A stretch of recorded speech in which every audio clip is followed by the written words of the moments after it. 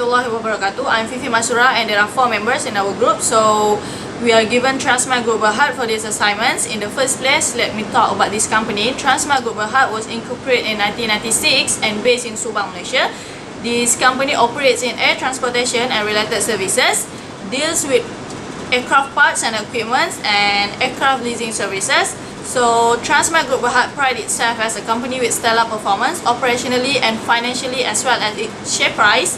But in year 2007, this company got affected with the accounting scandal, with acquisition revenue and profits are materially overstated as year far back 2004.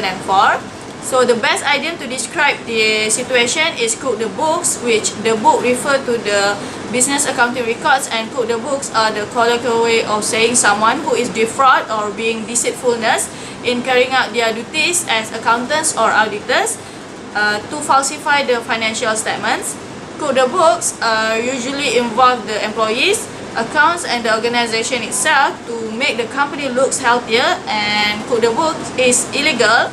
And the incentive to do fraud or cheat are huge because some of the people in the management or company are ethical challenging or being greedy.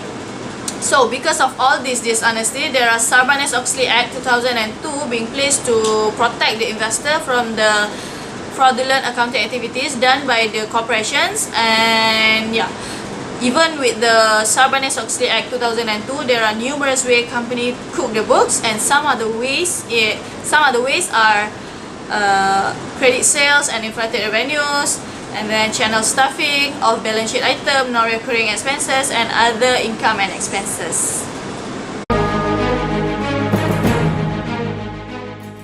My name is AMSYAR bin Manaseh. So my part is how the fraud was concealed, who is the perpetrator and who is the whistleblower. So the perpetrator of fraud for Transmile Group Berhad is the chairman of the company, Tuan Dr. Lim Leong Sik. Despite the success of Transmile creating a name on the international front, there are those who try to drop the company's big name. Unexpectedly, trying to drop the image of the company is the chairman of the company itself, and includes some employees in the company who are abusive in private interests. However, this fraud have been concealed by the directors of the company. Then the whistleblower for Transmile Group Berhad is Securities Commission. In October 2011, the Kuala Lumpur Section Court found that Shukri and Chin were guilty and sentenced to 1 year imprisonment and a fine of 300,000 each. This is especially the first time audit committee members, who are also non-executive directors, jailed for their involvement in providing disclosure of misleading financial information to the stock exchange, FC said in its 2011 annual report. Then for the auditor for Transmile Group Berhad is Murus Roland, Risk Management Sdn Berhad. Due to an incident indicating that Transmile chairman tried to hide it from admitting that he was guilty, another special audit was done to prove that the chairman was guilty of manipulating or planning against the company's finance. This time, a special audit was conducted by Murus Roland, Risk Management Sdn Berhad. This special audit took several months to prove that Tuan Dr. Lim Leong Sik was guilty. As time passes, then the special audit is completed and the audit result shows that the Transmile chairman proved guilty of misusing the company's finance.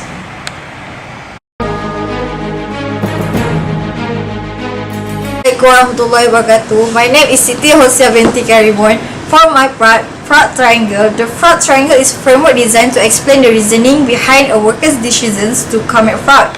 The 3 stages categorized by the effect on the individual can be summarized as pressure, opportunity, and rationalization. Pressure can be happening when management or employees have motivation to do fraud because of pressure to misstate the financial statement. Attitude happens when management or employees think that what they do cannot be detected by the employers because they feel that they can pay back the money to the company. Lastly, because of opportunities, fraud can be happening when management has poor internal control and weak management make the employees using the opportunities to misstate the financial statement without hesitate about being detected by the employee. Fraud triangles in the Transmile Group Berhad happen when board of directors let the opportunities to their agent will totally leave the company to the agent because they believe that their agent can do their work accordance with approval accounting standard adopted by Malaysian accounting standards. Besides that, another reason that lead fraud be arising in Transmile Group Berhad because of this heinous attitude of the management and employee in the company. They not inform board of directors about company performance. It happens because of weak management control. It drives them to do fraud without expecting that they will be caught by the board of directors.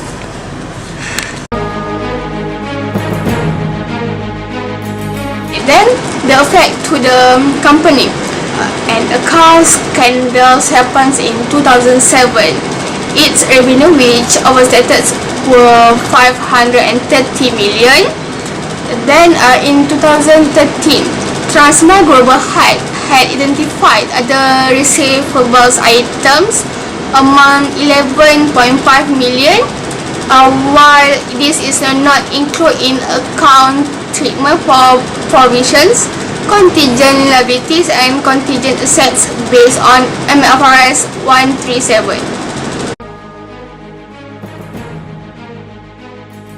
Next, consequences to shareholders.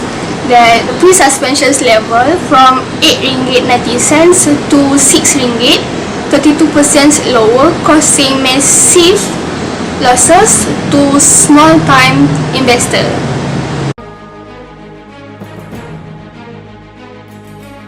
The consequences to management. On 4th May 2007, Deloitte and Touch had literated the board of directors through letter. They obtained pertinent supporting documentations from the management on exact transactions. They refused to accept the annual accounts.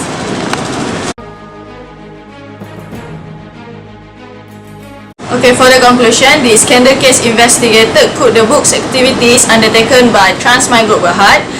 This assignment shows that the involvement of the top management is because of self-indulgence and excessively interested in acquiring money and material things, loophole in regulatory governance, and lower penalty imposed in the new existing law. Just like what Barbara Toffler have said, accounting fraud does not tend to come in wave. It discovered often after the market collapse, and since no one is interested to do an investigation when the share price are high, everybody is making big money.